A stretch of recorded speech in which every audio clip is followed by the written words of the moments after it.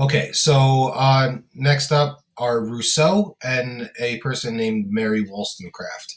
And what were their ideas and why were they important? So that's what we're going to take a look at. So by now, you guys should have the aim in your notebooks, including the number 2.5, and you should write it exactly as it's written here. And we will begin.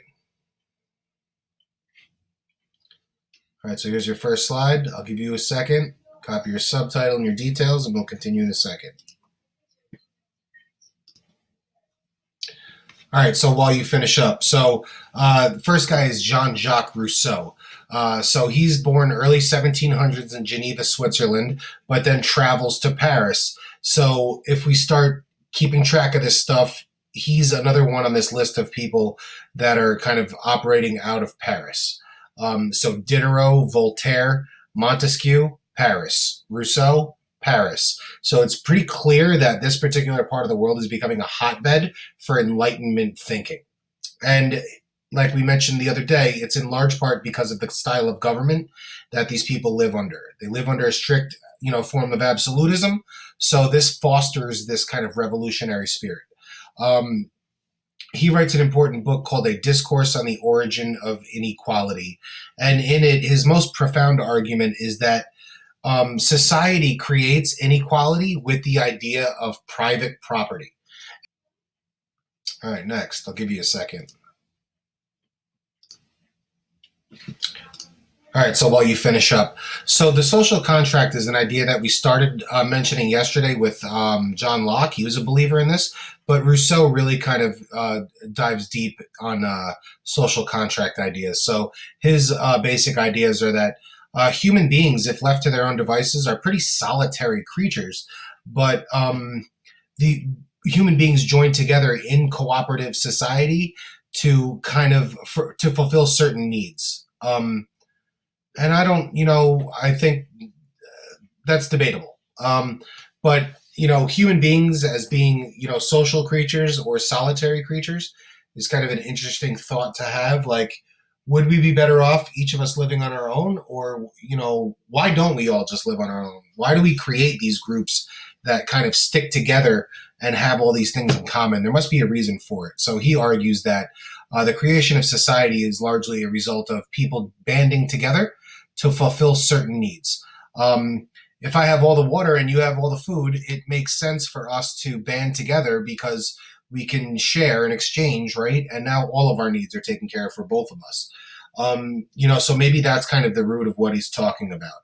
And he also kind of does a deep dive on the idea that people generally surrender certain rights to the government, and in return, the government provides protection to those people.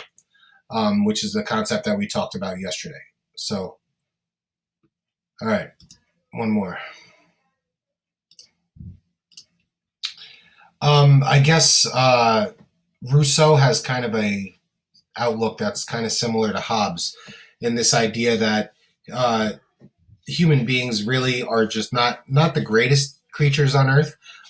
He thinks that the role of education is to teach people how to survive a corrupt society. And I think this idea is generally true, only because when we think about people as individuals, they tend to be an intelligent creature. As compared to the other creatures on the planet, the human being is an intelligent creature. But for some reason, when human beings band together, sometimes the overall kind of, intelligence level tends to decrease, and just in general. An example of this is like, an individual can invent the light bulb, but sometimes when we put large groups of people together, someone gets trampled at Walmart on Black Friday. You know what I mean? So he kind of is of the belief that these people in groups kind of change the overall kind of intelligence makeup. And I think there's some truth to that. Especially in certain circumstances, I think, right? So the idea behind school is that we should be teaching people how to navigate a kind of messed up society, a corrupt society. And that school is here to kind of toughen you up so that when you face the challenges of the world, you are prepared. And that was his general idea. Okay, last slide for today, so I'll give you a second. So, thankfully, in the recent past, New York State is starting to come around a little bit in that they are starting to take a look at populations and groups that are typically underrepresented. So the often, traditionally, this unit has been, we talk about Hobbes and Locke and Rousseau and Montesquieu and all these people. When they're now starting to include women in the study, which they certainly should. Mary Wollstonecraft is the perfect person to bring into this discussion. So she's going to be a famous female philosopher of the Enlightenment. She's a pioneer of women's rights, way, way, way ahead of her time.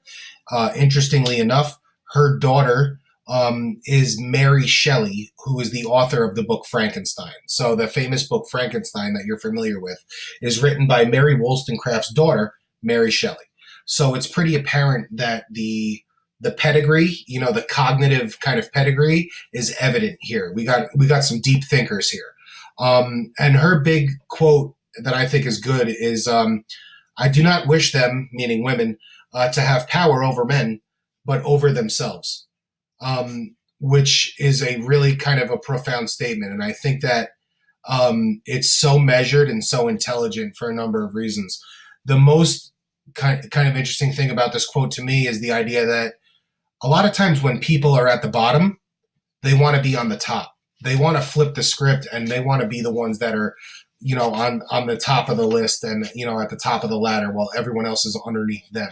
And Wollstonecraft is not saying that. She's just saying she wants women to be level and have power over themselves. And I think that's such an interesting statement, only because I think it's a natural instinct for people when they're being held down to want to climb over the people that are holding them down, not necessarily climb onto their level. You know what I mean? And be level with them. So I think this is kind of an interesting thought process from Wollstonecraft. And she is super duper far ahead of her time. We're not going to see other women's rights movement kind of ideas similar to hers for, hundreds, plural, of years after she's gone. So super duper influential.